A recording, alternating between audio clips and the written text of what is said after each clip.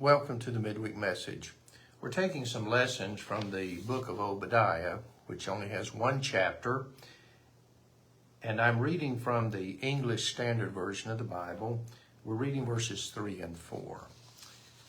Obadiah, verse 3.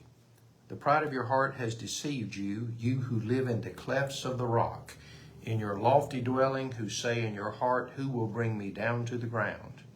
Though you soar aloft like the eagle, though your nest is set among the stars, from there I will bring you down, declares the Lord. Obadiah is one of just 3 books in the Old Testament that pronounce destruction, doom, judgment on a nation other than the Israelites.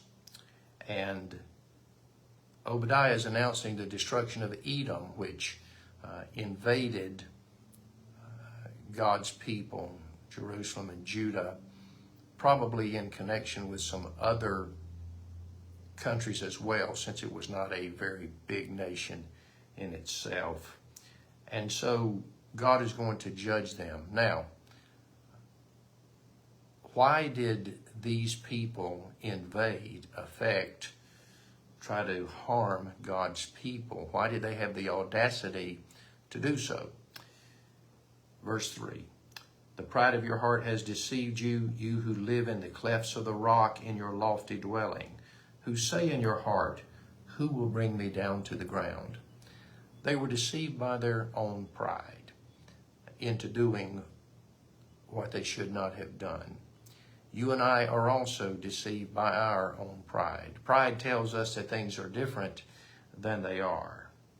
But the Edomites tried to harm the Israelites in pride. They lived in a part of the land that they assumed to be beyond attack.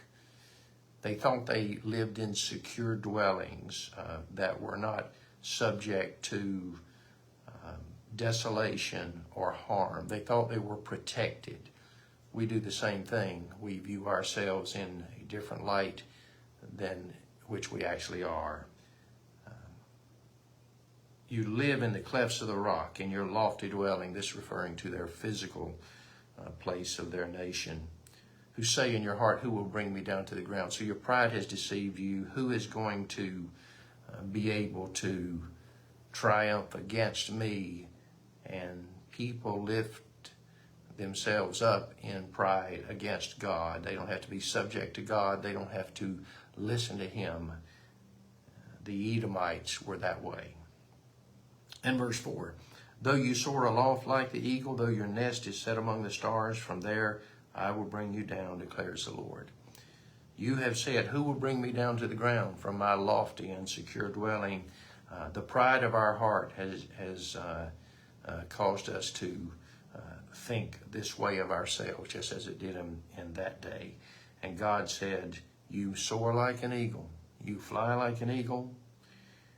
Your nest, the eagle's nest, referring to their dwelling, and as an analogy with the physical dwelling of the Edomites, though your nest is among the stars, from there I will bring you down, declares the Lord. No matter what we think of our circumstances in life, no matter how impenetrable our fortress is, no matter how secure we may be, yet God is in control of all things. And when we lift ourselves against His cause, in this case against His people, but in His cause in our day, and people whose God's hand is upon, we lift ourselves against God. And God said, you may think you're secure, but wherever you happen to be, even if you dwelt among the stars, I will bring you down.